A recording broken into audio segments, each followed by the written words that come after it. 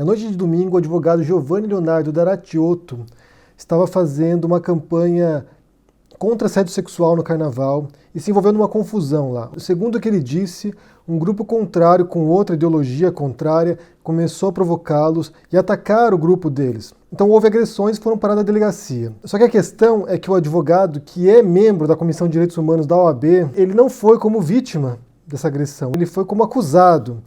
E foi tratado como tal, foi posto no camburão, foi algemado e quando chegou na delegacia começou a reclamar do tratamento.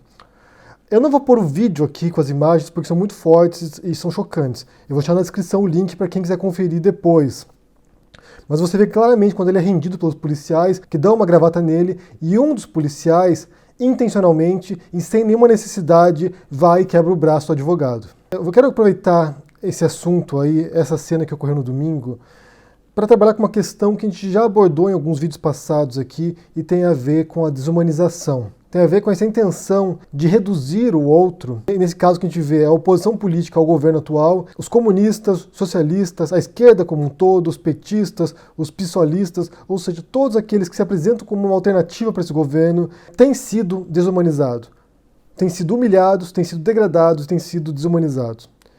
E essa é uma intenção muito clara, a gente vai analisar isso a partir de alguns artigos que eu vou mencionar aqui. Esse caso não é um caso isolado, a gente vê outros fenômenos também envolvendo isso já tem um bom tempo. Isso ocorreu ao longo da campanha eleitoral também. Você teve o caso da Marielle Franco, que foi assassinada quase um ano atrás. E além da morte horrível que ela sofreu, do assassinato da Marielle, também teve o assassinato moral dela posteriormente. Então, para poder reduzir o impacto da morte dela, também precisaram destruir a reputação da Marielle. Outro caso mais recente, que é o do João Willis, que também se autoexila do Brasil por causa de ameaças, e além das ameaças, além do risco físico que ele sofria, também foi necessário destruir a reputação dele, acusando de ser um dos mandantes do atentado contra o Bolsonaro. Outro que sofre com isso também é o Boulos.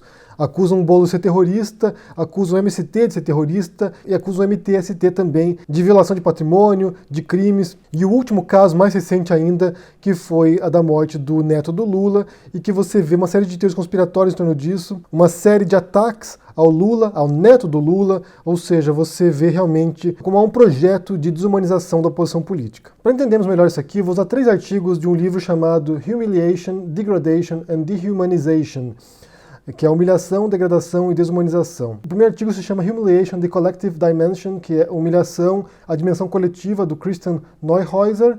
O segundo artigo é Degradation, a Human Right Law Perspective, que seria degradação, uma perspectiva da Lei de Direitos Humanos, da Elaine Webster. E o terceiro artigo é Dehumanization, Perceiving the Body as Inhuman, que é desumanização, percebendo o corpo como inumano ou não humano, da Sophie Oliver. Esses 3 artigos trabalham com uma certa gradação do que é a desumanização. Então começa com a humilhação, que pode ser individual e coletiva também, segundo Christian Neuhäuser.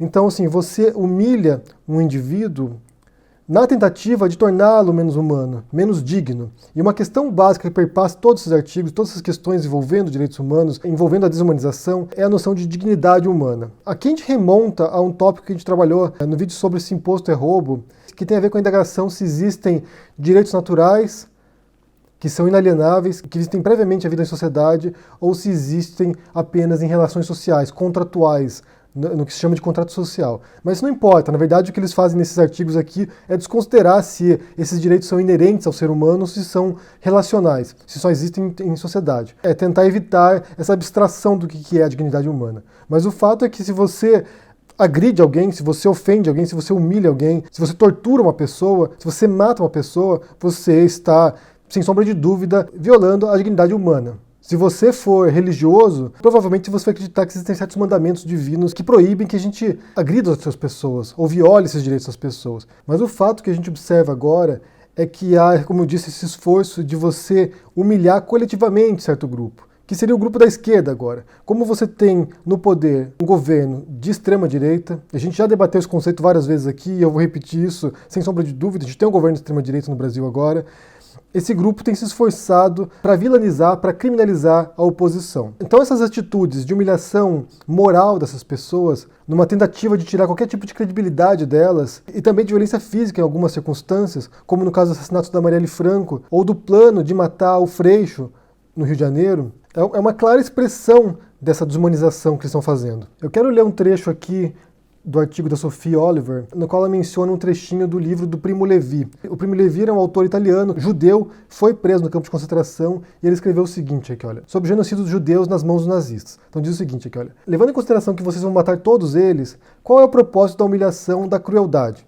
O escritor pergunta a Stengel, condenado a pena perpétua na prisão de Düsseldorf. E ele responde, para condicionar aqueles que serão executores materiais das operações, para fazer com que seja possível para eles fazer o que estão fazendo. Em outras palavras, antes de morrer, a vítima precisa ser degradada, para que o assassino se sinta menos oprimido pela culpa. Essa explicação não é desprovida de lógica, mas é ensurdecedora. É o único propósito da violência despropositada. Ou seja, o que você vê, historicamente, em vários casos de desumanização, em vários casos de genocídio, em vários casos de perseguição política de opositores, em vários casos de opressão contra grupos como negros, como muçulmanos, contra grupos religiosos diferentes, contra diferentes etnias, contra minorias étnicas, religiosas, políticas, ou o que for, é que você precisa, através da violência, através da humilhação, através da degradação, reduzir essas pessoas a uma condição subhumana. E ao fazer isso, ao criar a percepção de que essas pessoas são menos do que humanas, e no estágio de degradação que elas já estão, que é quando você vê os judeus, por exemplo, no campo de concentração, magérrimos, emaciados pela fome, isso reforça a sensação de que eles não são humanos. Quando um negro escravizado é posto em condição humilhante, isso reforça a sensação de que ele não é humano.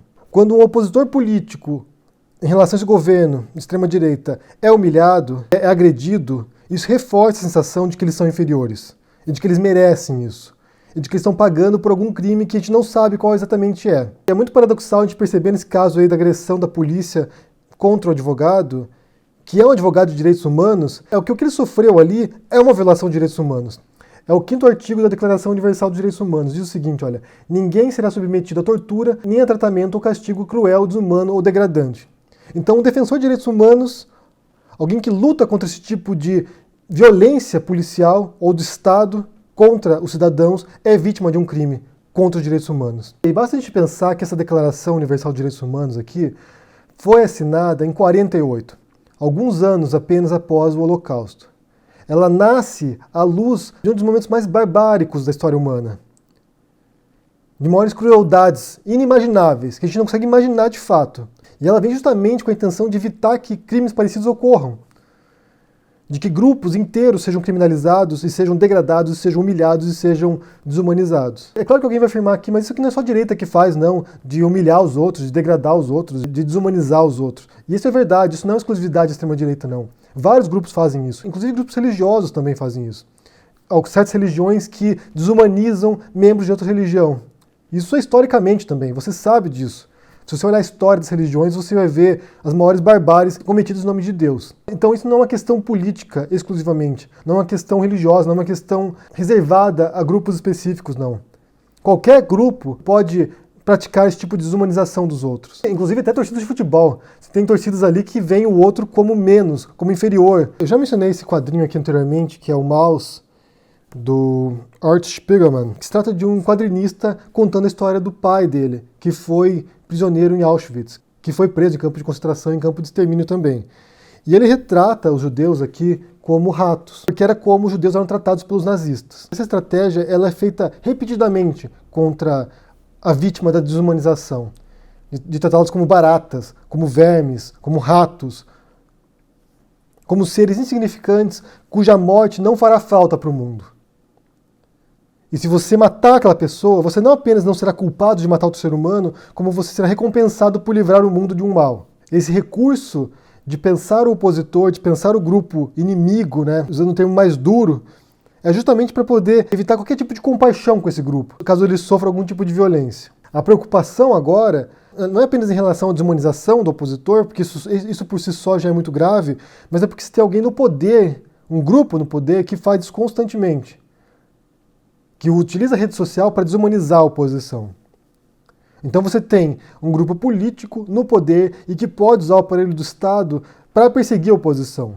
Não é apenas um grupo pequeno, insignificante, sem poder, que está fazendo isso, mas de fato tem pessoas que estão agora no poder e que podem fazer um estrago, caso conquiste o objetivo deles. Esses casos que eu mencionei anteriormente aqui, do advogado que teve o braço quebrado na delegacia, da Marielle Franco, do neto do Lula, do Freixo também, ou do Boulos, ou de outras pessoas que são de esquerda, que estão sofrendo ameaças ou violência pela posição política delas, são um reflexo desse discurso de ódio, desse discurso intolerante e que usa dessa estratégia de desumanização para poder destruir a oposição. E ontem mesmo aconteceu um caso curioso.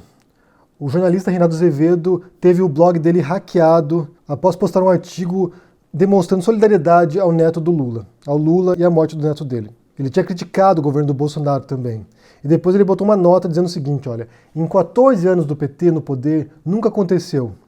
O evento se dá no 3º mês do governo Bolsonaro. Coincidência. Hacks atacaram em particular texto em que criticam a estupidez nas redes sociais sobre a morte do neto do Lula, especialmente um tweet do Eduardo Bolsonaro. Ou seja, tem alguém ali, um jornalista que é de direita, extremamente crítico do PT, que de certo modo até alimentou o antipetismo no Brasil, e o fato dele discordar da extrema-direita, que está no poder agora, o tornou vítima também. Uma vítima muito menor do que uma agressão física, mas também se tornou uma vítima. Porque você simplesmente não pode discordar do governo, senão você se torna alvo das milícias virtuais, desse ódio que eles alimentam, dessa desumanização que eles pretendem implementar.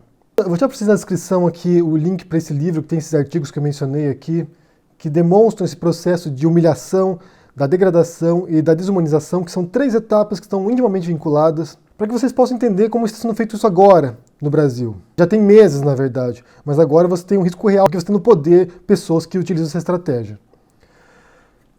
Eu quero saber o que vocês pensam sobre esse assunto aqui. Deixe no comentário aqui embaixo, deixe o joinha, assine o canal, ajude no apoio e a gente se vê por aí. Confiram também o livro O Mouse, que é muito bom também esse quadrinho aqui. Vale conferir. Abraço. Tchau.